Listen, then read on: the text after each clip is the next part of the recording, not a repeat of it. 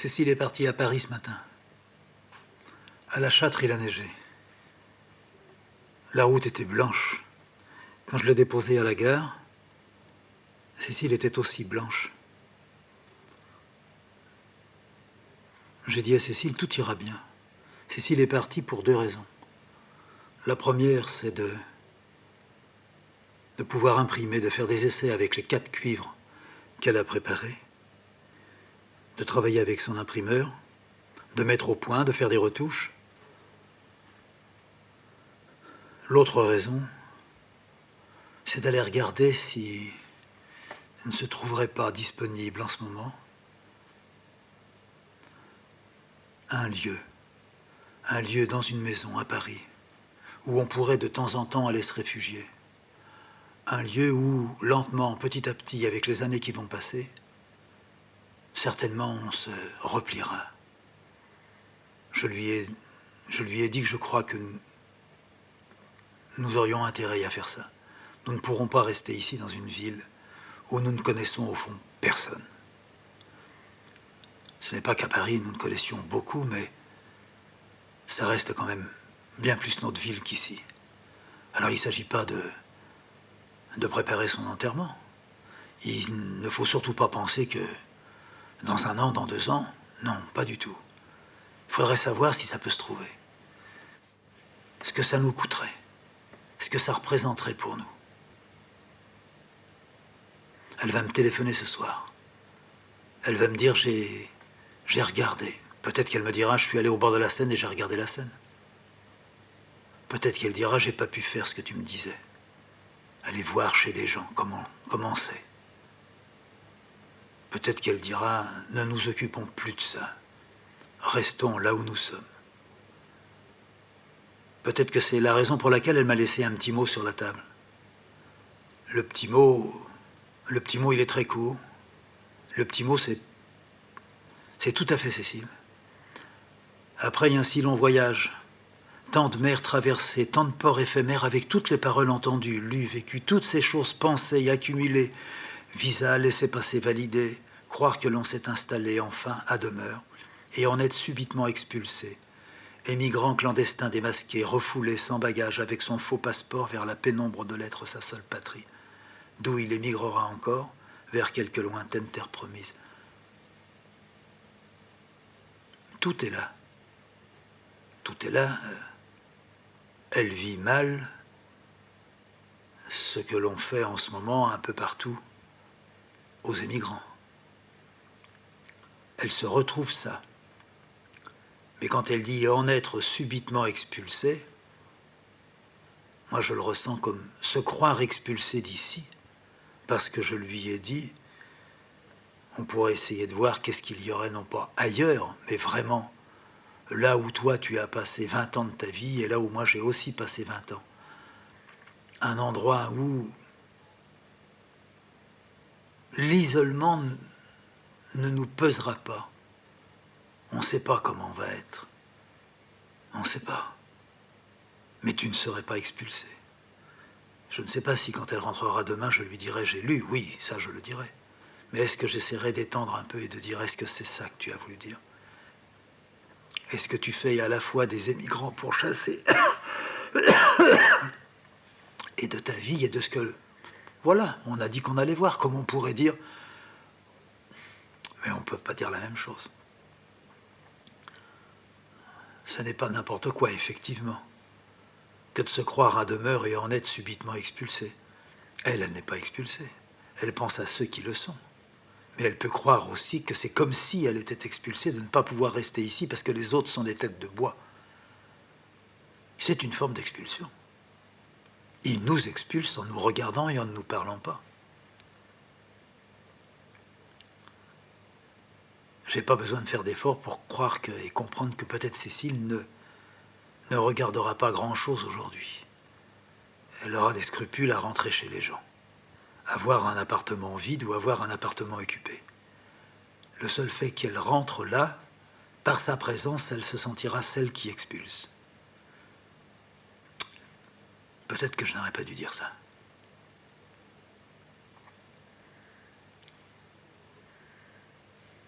On a beaucoup tourné et remué de choses. Ces temps-ci, pas plus que d'autres. Elle n'est jamais sûre, Cécile. Elle ressent toujours sa situation et sa position comme étant provisoire. C'est pas que moi je ressente la mienne comme étant définitive. Mon luxe, c'est de ne pas m'en occuper. C'est ça. C'est toute la différence qu'il y a entre elle et moi. Entre elle et les autres. Peut-être y a-t-il de ma part, non pas beaucoup plus, mais une certaine facilité maintenant à bien entrevoir ce qui se passe en elle. Mais bien entrevoir ce qui se passe dans la tête ou dans le cœur de votre femme, de votre ami, n'arrange pas les choses. Je ne serai jamais juif. Je ne pense pas maintenant devenir émigrant. Je peux être chassé de la châtre. Je les crois tout à fait capables de ça. Mais je ne partirai pas dans le même état que Cécile, si ça devait m'arriver. Il y a une substance, il y a une matière qui marque nettement la limite, la frontière. La facilité avec laquelle moi je peux enjamber et la difficulté avec laquelle elle ne peut pas le faire. Elle a à ce stade-là une peur qui est comme tapis quelque part et qui n'attend qu'une erreur de sa part pour lui sauter dessus. Je crois que c'est comme ça qu'elle ressent. Je ne peux rien faire là.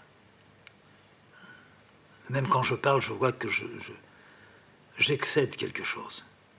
Je ne lui permets pas d'entrevoir. Je bouge plutôt son horizon en voulant l'aider. Ce serait beaucoup mieux si je décidais non pas de ne plus répondre à ça, mais sans être de son avis continuellement, de ramener à du plus simple et de dire, la première des choses à se dire, c'est qu'on verra, on n'en est pas là. Elle en est rapidement là. Un oiseau noir dans le ciel, c'est immédiatement la foudre qui tombe. C'est ce qu'on appelle une situation extrêmement embrouillée et difficile. J'aimerais beaucoup l'aider et je sais que 40 ans de vie côte à côte ne m'ont pas permis à croire que je pouvais arriver à l'aider. Je peux l'aider dans des tâches, mais je ne peux pas l'aider là. Là, c'est pas une tâche, mais c'est une grande tâche. C'est quelque chose qui a rongé. Se sentir impuissant après 42 ans de vie, c'est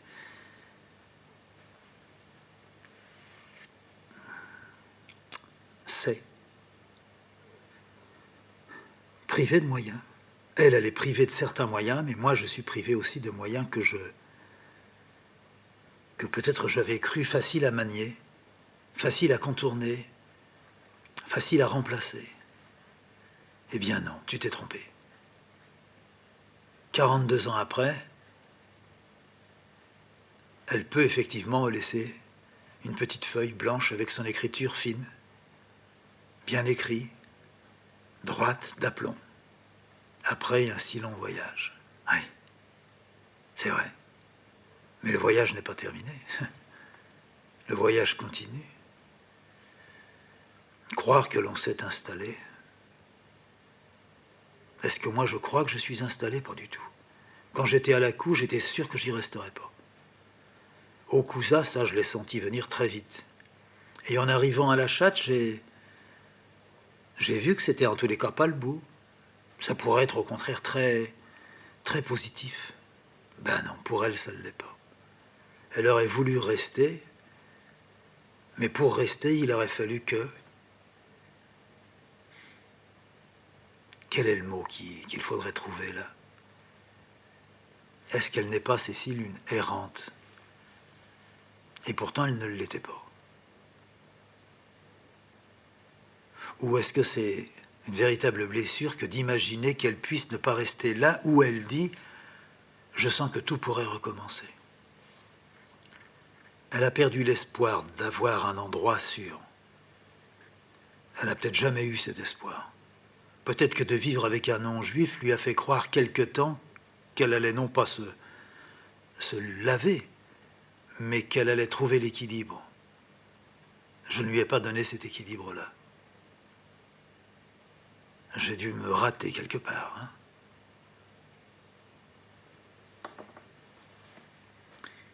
Je suis certain que quand je fais comme je viens de faire là, puis que j'ai fait avant, enfin bon, cette chose, ce dégoisement un peu trop long, si elle devait faire ça, elle serait en pleurs continuellement. C'est-à-dire qu'elle ne serait pas possédée, elle serait dépossédée. Elle se déposséderait elle-même. Elle jetterait dans le petit trou noir, elle jetterait des capsules de mort.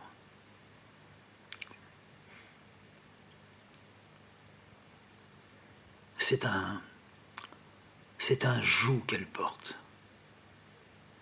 Elle a ces moments de grand accueil, de grande ouverture. Mais ils sont brefs, ils sont courts.